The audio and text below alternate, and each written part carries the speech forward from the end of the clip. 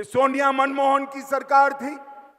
आए दिन पाकिस्तान से आलिया मालिया जमालिया घुस जाते थे और हमारे यहां बम धमाके करते थे।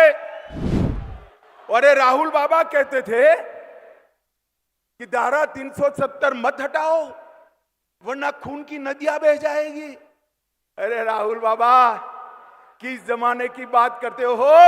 खून की नदियां छोड़ो, किसी की कंकर चलाने की हिम्मत नहीं हुई है, कंकर चलाने की। और गहलोत जी का इंटरेस्ट है वैभव को मुख्यमंत्री बनाने। ये राजस्थान में गहलोत जी की सरकार भी पिछले 3-4 साल से लगातार देश भर में भ्रष्टाचार के सर्वेक्षण में भ्रष्टाचार करने में नंबर 1 पर है, नंबर 1 पर। न तो आज तक कन्हैया लाल के दोषियों को फांसी पर लटका चुके होते मित्रों, लटका चुके। इनको शर्म आनी चाहिए। ये वोट बैंक की राजनीति करते हैं। 23 में भाजपा सरकार बनानी है ना? जोर से बोलो, बनानी है। 24 में मोदी जी को तीसरी बार प्रधानमंत्री बनाना है तो मेरे साथ दोनों हाथ उठाइए, संपूर्ण विजय के संकल्प की मुट्ठी भींचिए और प्रचंड आवाज से बोले, भारत माता की, भारत माता की। ये गहलोत जी खामखा इस आयु में इधर उधर घूम रहे हैं। ये सभा का कोई इनको वीडियो बता दे तो गहलोत जी को मालूम पड़ जाएगा कि उनकी सरकार का जाने का समय शुरू हो गया है। माताओं, भाइयों, बहनों, मैं सबसे पहले भगवान एकलिंग जी को प्रणाम करना चाहता हूं। नाथद्वारा में विराजमान ठाकुर जी को भी प्रणाम कर कर मेरी श्रद्धा व्यक्त करता हूं। जगदीश मंदिर, महालक्ष्मी मंदिर, करणी माता मंदिर और मां अंबा के मंदिर को भी प्रणाम करता हूं। आज मैं जब यहां आया हूं तब सबसे पहले हिंदुओं के सूर्य और जिन्होंने स्वधर्म, स्वदेश और स्वभाषा के लिए रान रान पान पान जंगलों में घूमना पसंद किया मगर मुगलों के सामने सर नहीं झुकाया, वो वीर सपूत महाराणा प्रताप को मैं प्रणाम करना चाहता हूं। इसी के साथ मुझे बड़ा आनंद आया कि मंच पर मुझे राणा पुंजा भील की भी मूर्ति, जाजलमान मूर्ति दी गई। उनकी वीरता को भी मैं प्रणाम करना चाहता हूं। मित्रों, ये भूमि त्याग, बलिदान और भक्ति की भूमि है। ये भूमि भारतीय जनता पार्टी का गढ़ है और ये भूमि से ही राजस्थान में भारतीय जनता पार्टी की विजय पताका यहां से ही निकलती है। आजादी के 75 साल के बाद एक आदिवासी महिला को, गरीब घर की महिला को द्रौपदी मुर्मू से महामहिम द्रौपदी मुर्मू बनाने का काम नरेंद्र भाई ने कर समग्र देश के आदिवासियों को गौरव दिलाया है। इन मोदी जी के 9 साल गरीब कल्याण के 9 साल रहे। ये मोदी जी के 9 साल भारत गौरव के 9 साल रहे। ये 9 साल के अंदर समग्र विश्व में भारत की विजय पताका फहराने का काम हमारे नरेंद्र मोदी जी ने किया है। मोदी जी G7 में गए थे, अभी अमेरिका गए। ढेर सारे राष्ट्राध्यक्ष ने G7 में कोई अपॉइंटमेंट मांगता था, कोई हस्ताक्षर मांगता था। अफ्रीका में किसी ने मोदी जी के पैर छू लिए और जहां पर गए वहां मोदी मोदी मोदी मोदी के नारे लगे। मित्रों, मोदी जी को ये जो सम्मान मोदी जी को ये जो सम्मान समग्र विश्व में मिल रहा है, ये मोदी जी का सम्मान नहीं है, ये भारतीय जनता पार्टी का सम्मान नहीं है, ये मेरे मेवाड़ के भाइयों बहनों को, राजस्थान के भाइयों बहनों का और देश की 130 करोड़ की जनता का सम्मान है। मित्रों, जनता का सम्मान है।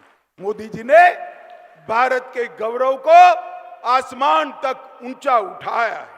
मोदी जी ने भारत उत्कर्ष से 9 साल विकास के हर पैरामीटर में, चाहे शिक्षा हो, इंफ्रास्ट्रक्चर हो, इंडस्ट्री हो, दलित कल्याण हो, आदिवासी कल्याण हो, युवा की बात हो, महिला की बात हो या विदेश से इन्वेस्टमेंट लाने की बात हो, हर क्षेत्र में मोदी जी ने नए आयाम गढ़े हैं। ये सोनिया मनमोहन की सरकार थी, आए दिन पाकिस्तान से आलिया मालिया जमालिया घुस जाते थे और हमारे यहां बम धमाके करते थे। 2014 में आपने 25 में से 25 सीट दी, 19 में भी 25 में से 25 सीट दी, मोदी जी को प्रधानमंत्री बनाया और उरी और पुलवामा में गलती कर दी, पाकिस्तान ने गलती कर दी। परंतु इस बार मौनी बाबा मनमोहन जी प्रधानमंत्री नहीं थे, नरेंद्र मोदी प्रधानमंत्री थे। इस बार कांग्रेस की सरकार नहीं थी, भारतीय जनता पार्टी की सरकार थी।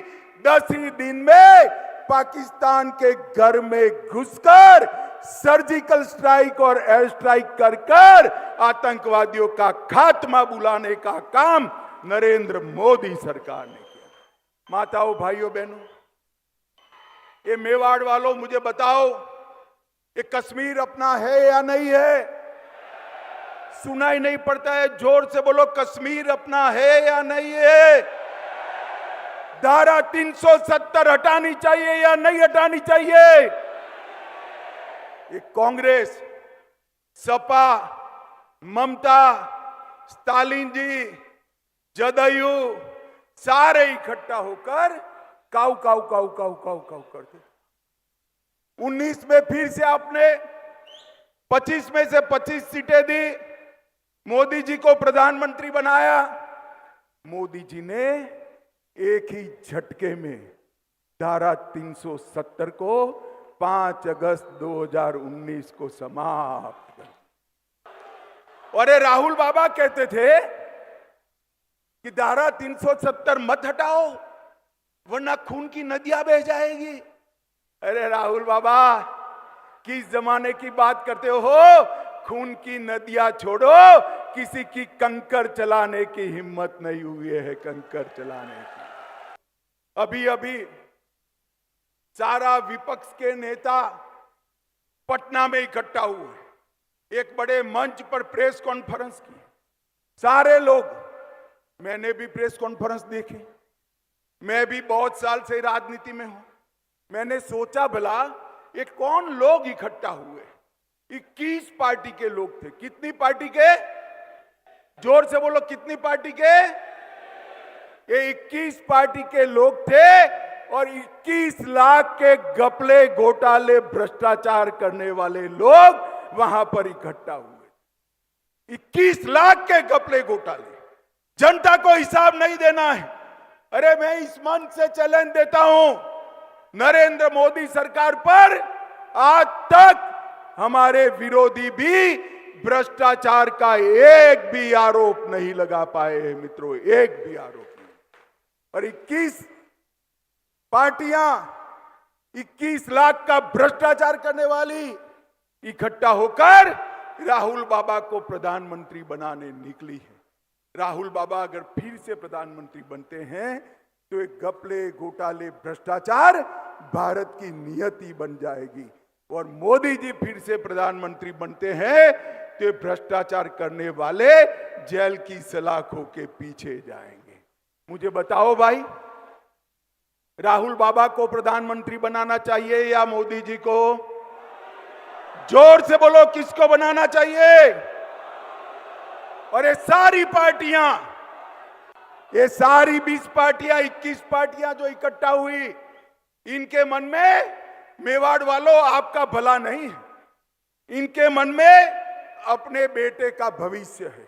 मैं नाम से कहता हूं, सोनिया जी का पूरा जीवन का लक्ष्य है राहुल जी को प्रधानमंत्री बनाना, लालू जी का लक्ष्य है अपने बेटे तेजस्वी को प्रधानमंत्री बनाना, ममता जी का लक्ष्य है अपने भतीजे अभिषेक को मुख्यमंत्री बनाना, स्टालिन जी का इंटरेस्ट है अपने बेटे उदयनिधि को मुख्यमंत्री बनाना, और गहलोत जी का इंटरेस्ट है वैभव को मुख्यमंत्री बनाना। ये राजस्थान में गहलोत जी की सरकार भी पिछले 3-4 साल से लगातार देश भर में भ्रष्टाचार के सर्वेक्षण में भ्रष्टाचार करने में नंबर 1 पर है, नंबर 1 पर है। माताओं भाइयों बहनों, खनन विभाग में 66,000 करोड़ का भ्रष्टाचार किया और बात वहां तक पहुंच गई, एक संत ने अपना आत्मविलोपन करना पड़ा, फिर भी भरतपुर में अवैध खनन फिर से चालू हो गया है।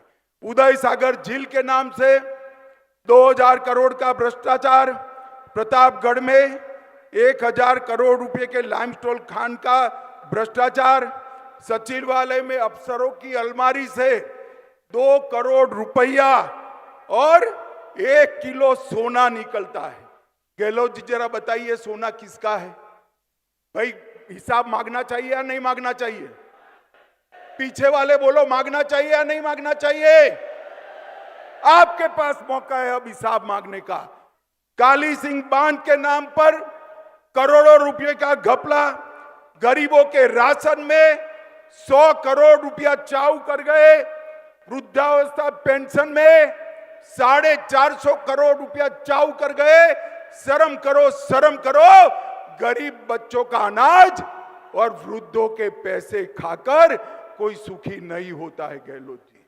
बेरोजगारी और बलात्कार में राजस्थान देश भर में नंबर 1 पर है और उनके ही प्रदेश कांग्रेस अध्यक्ष के बेटे टॉपर कर जाते हैं, जनता बिचारी रह जाती है। माताओं भाइयों बहनों बताओ, कन्हैया लाल को सुरक्षा किसने नहीं दी? जोर से बोलो किसने नहीं दी? जोर से बोलो किसने नहीं दी? मर गया तब तक किसकी पुलिस चुप रही? अरे आप तो पकड़ना भी नहीं चाहते थे, एनआईए ने पकड़ा। और झूठ मत बोलो गहलोत जी, चार्जशीट नहीं हुई है। मैं डंके की चोट पर कहता हूं 22 दिसंबर 2022 को चार्जशीट हो चुका है।